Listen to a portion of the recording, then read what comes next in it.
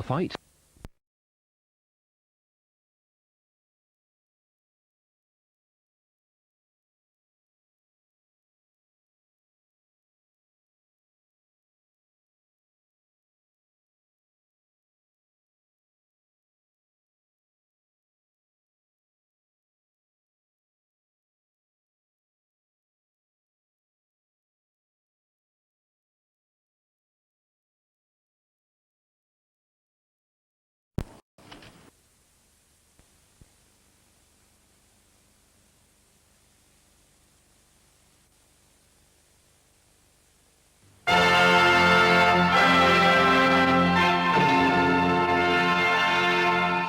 Hello and welcome to Channel 4 this Monday the 2nd of June, where I'll start as usual by taking a look at the afternoon's programmes.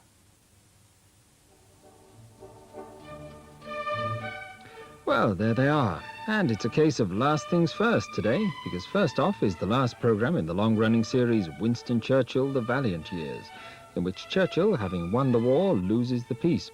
He fears Russian ambitions in Europe, hears of the dropping of the bomb on Hiroshima, and faces a shock defeat at the polls.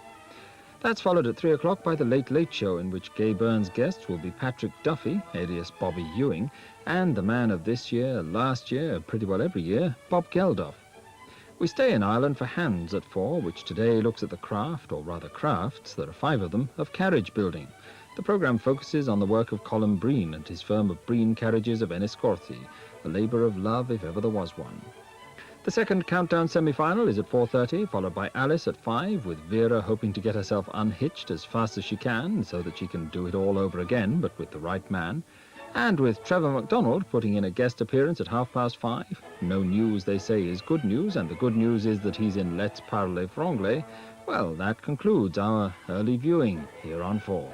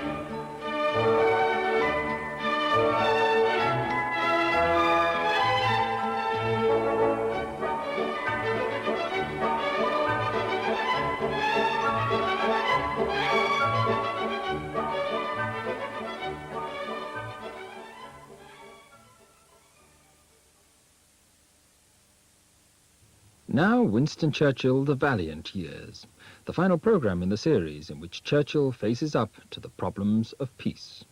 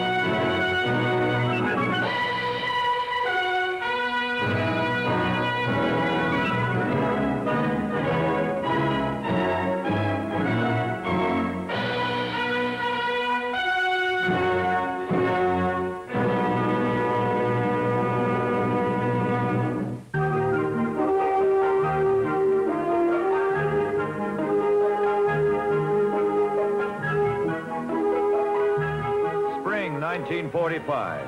After the long blackout, after the long night of war, the lights of London are on again.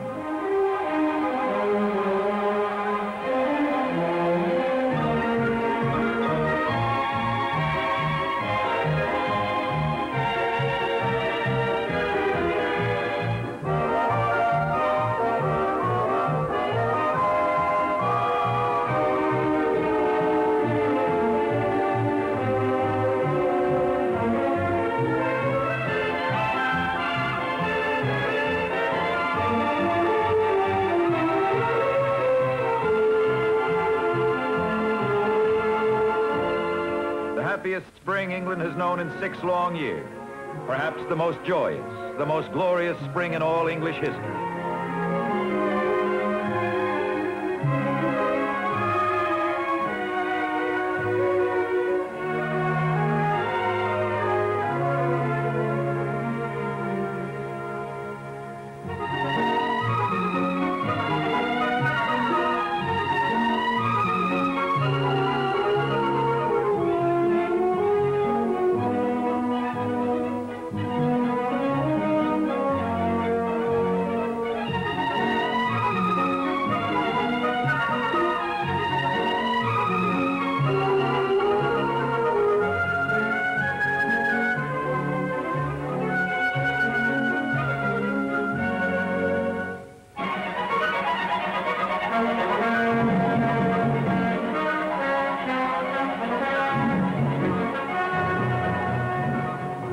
About among the cheering crowds of Londoners in their hour of well-won rejoicing. The tremendous foe they had fought for more than 5 years had surrendered unconditionally. However, there was another side to the picture. Japan was still unconquered. The atomic bomb was still unborn.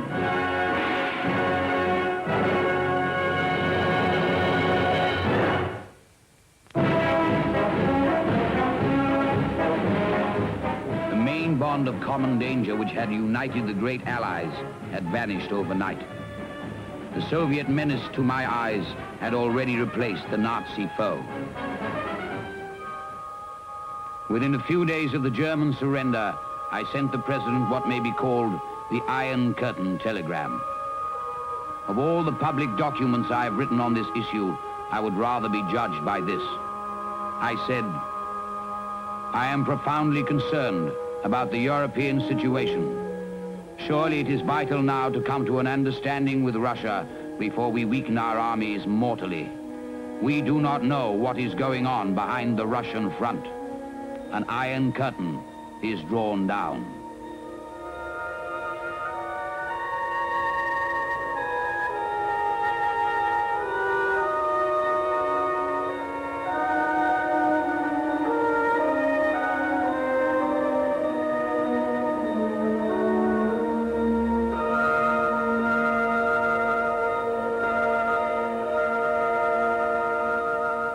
At home, the foundations of national unity upon which the wartime government had stood so firmly were also gone.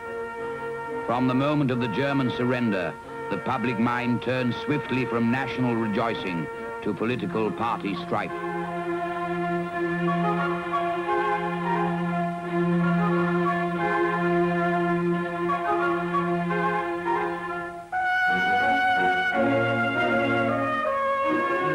On May 23rd, being confronted by a definite breach between the parties, I tendered my resignation to the King. Mr. Churchill was always basically and fundamentally a House of Commons man. He took the view that no government could hope to carry out its policies effectively unless it could show that it had the full support of the House of Commons. Now this, of course, involved a fairly rigid discipline. And he was prepared, because he believed in the House of Commons and in the way it worked, he was prepared to accept that discipline, whether in war or in peace. During the period prior to the election, the King requests Winston Churchill to form a caretaker government. July 5th is established as polling day, but because time is allotted to record the soldier vote from overseas, the election results will not be known until July 26th.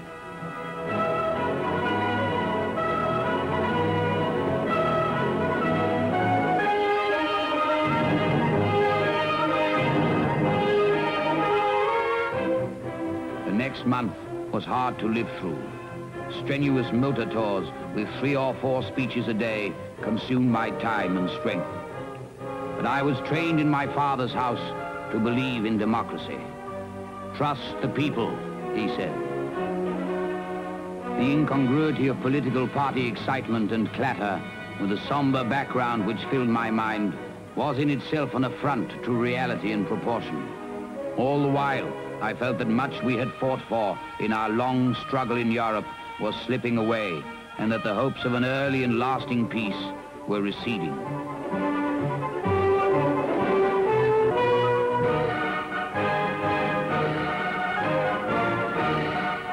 I could feel the vast manifestation of Soviet and Russian imperialism rolling forward over helpless lands. What were we to do?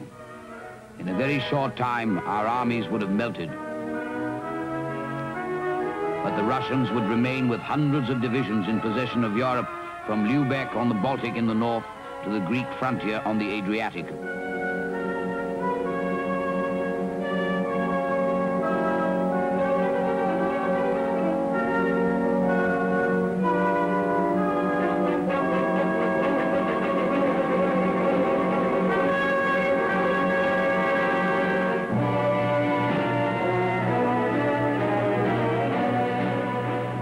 The civilian armies of the West were clamoring to go home.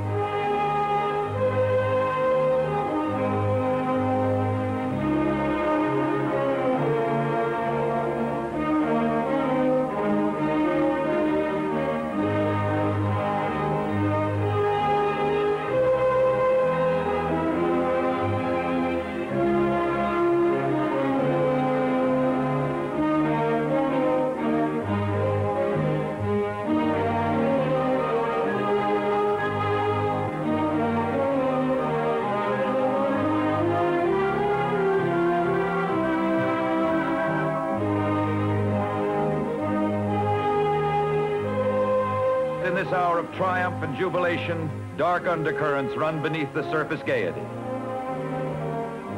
My prime thought was a meeting of the three great powers, and I hoped that President Truman would come. Not everyone in Britain perceives the storm clouds in the eastern skies, for there are many grave problems at home. Problems of housing, and poverty, and of old age, and pensions.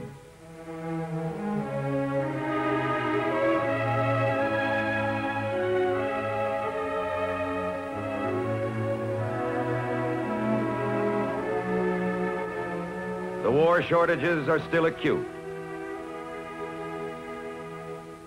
Shortages of food and of fuel.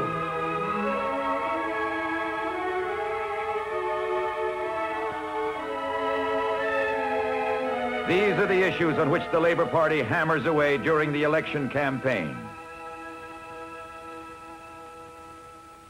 During the campaigning, Churchill is heckled and booed. Being an old hand at elections since 1899, he knows how to retort. The winners cheer and the beaten boo. I want to talk about London's wonderful war record. Would you like to boo that too?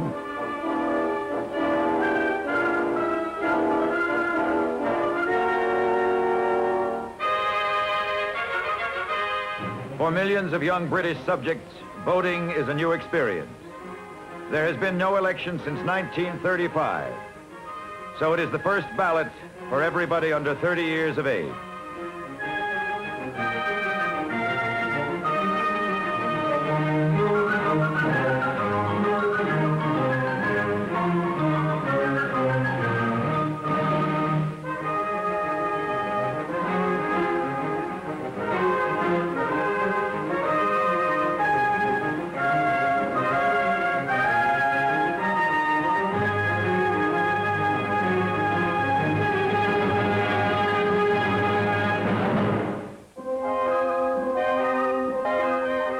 July 7th, 2 days after polling day, I resolved to have a week of sunshine and flew to Bordeaux with Mrs. Churchill and Mary, and found myself agreeably installed near the Spanish frontier at Hendaye with lovely bathing and beautiful surroundings.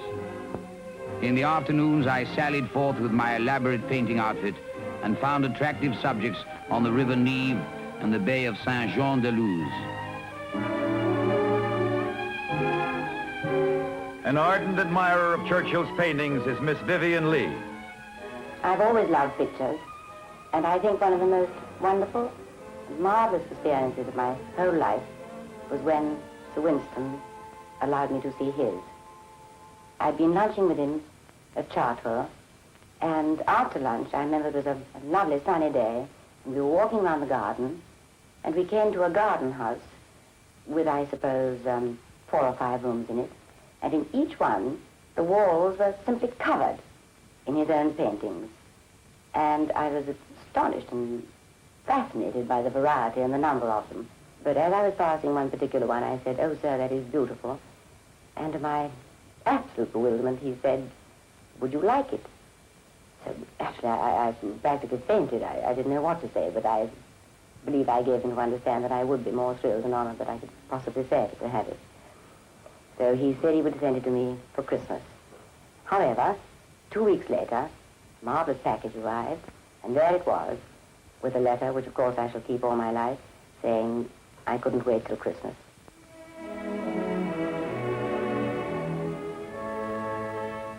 On the 15th, my Sky Master took me to Berlin.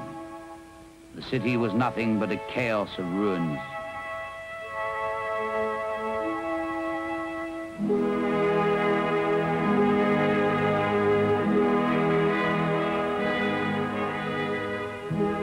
The Prime Minister is conducted to Hitler's air raid shelter beneath the shattered walls of the Chancellery. I went down to the bottom and saw the room in which Hitler and his mistress had committed suicide.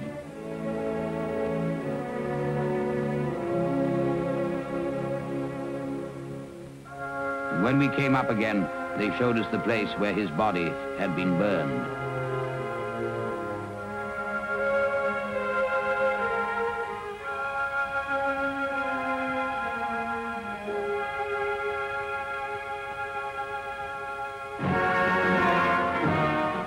Ten 10,000 British and American troops with tanks and other armor move in impressive array down the Charlottenburger Chaussee to the Brandenburg Gate. As Churchill takes the salute, he says, "This is the hour I have lived for."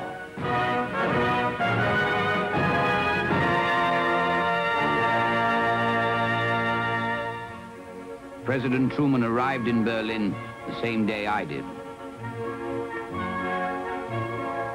I was eager to meet a potentate with whom my cordial relations had been established by correspondence.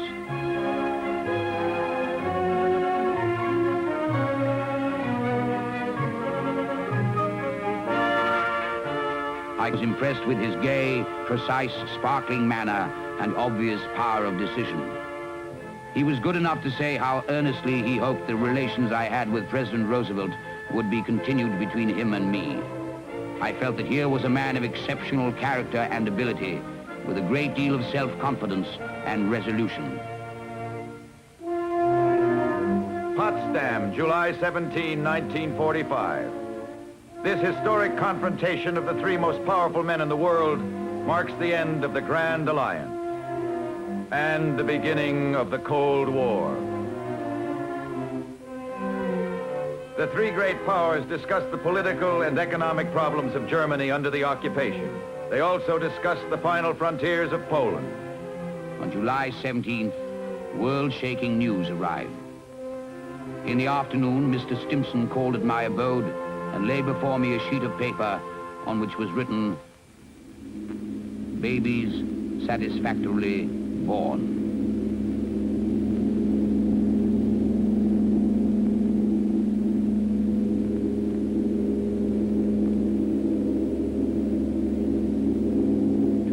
Japanese resistance man by man and conquer the country yard by yard might well require the loss of 1 million American lives and half that number of British or more.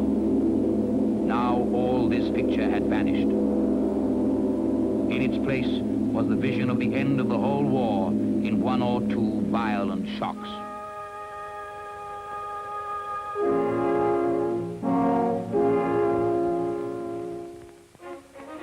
The day before the declaration of the polls, on July the 25th, Mr. Churchill came back in order to hear the results. Of course, nobody had any serious doubts as to those results.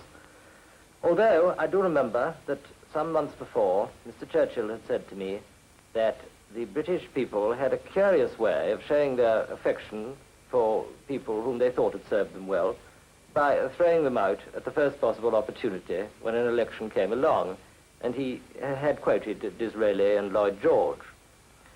However, on that morning, I don't think he or anybody else thought that the result of the election could be anything but a great Conservative victory. It was thought to be a foregone conclusion. In fact, I believe that Stalin said to Mr. Churchill with a wink when he left, something which gave Mr. Churchill to understand that Stalin knew he'd gone back to fix the results. My wife met me, and we dined quietly. I went to bed in the belief that the British people would wish me to continue my work, thus slumber. Just before dawn, I woke suddenly with a sharp stab of almost physical pain. A hitherto subconscious conviction that we were beaten broke forth and dominated my mind. The power to shape the future would be denied me.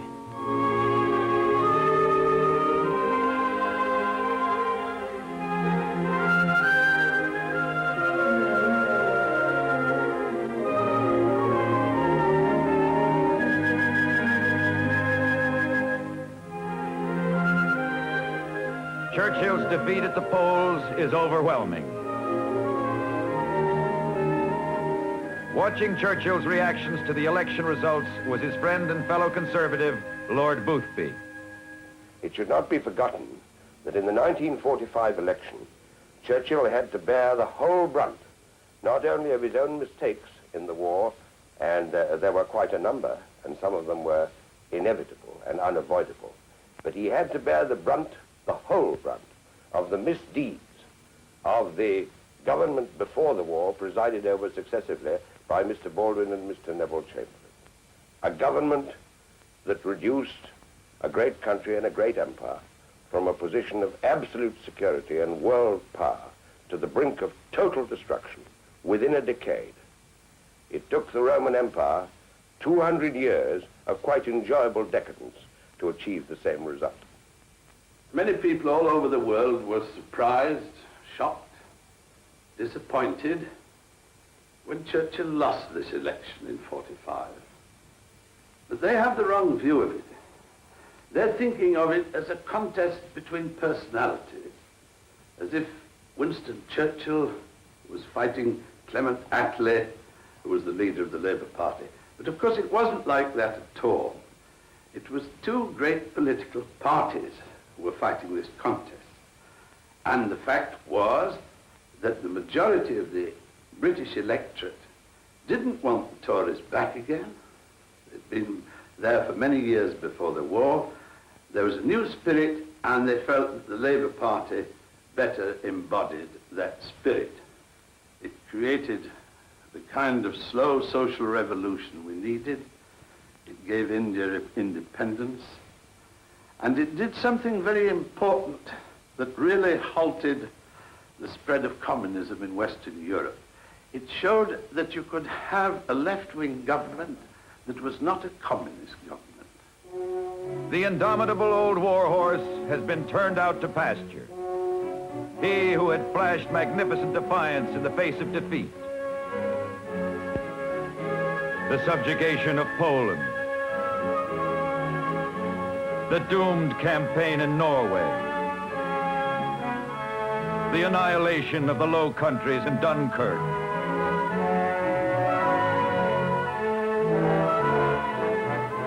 The fall of France.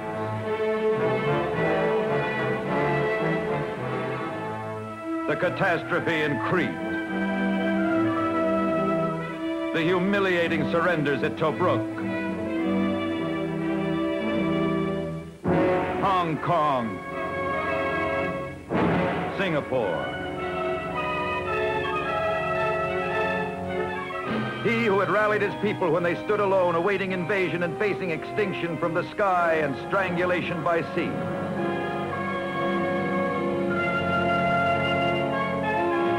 He who in history's darkest moment called upon his country to renounce the craven fear of being great. He who overcame all and led the island people to victory. On July 26, 1945, is dismissed from office. I tendered my resignation to the King and advised His Majesty to send for Mr. Attlee. The decision of the British people has been recorded in the votes counted today. I have therefore laid down the charge which was placed upon me in darker times. It only remains for me to express to the British people, for whom I've acted in these perilous years, my profound gratitude for the unflinching, unswerving support which they have given me during my task, and for the many expressions of kindness which they have shown toward their servant.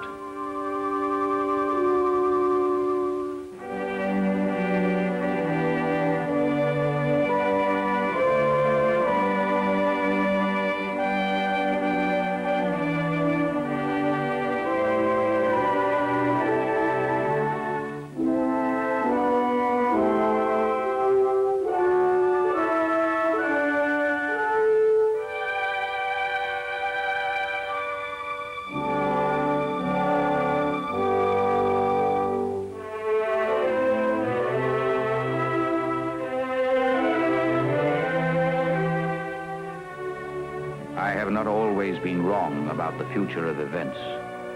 And if you will permit me, I shall inscribe some of these words as my testament, because I should like to be held accountable for them in years which I shall not see.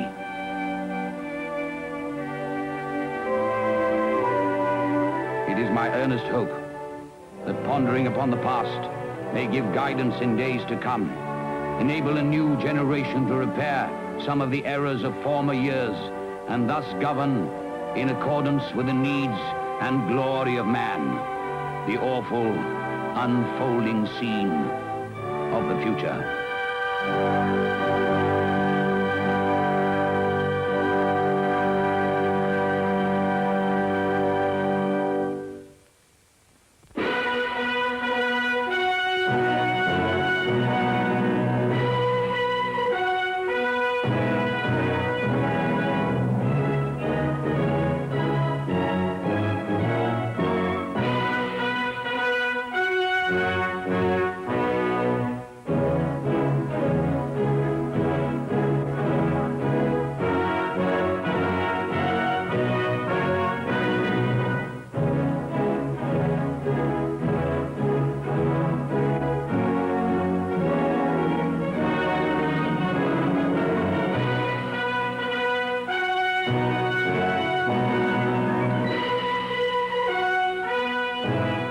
The American Broadcasting Company gratefully acknowledges the assistance of the British Broadcasting Corporation in the preparation of this series.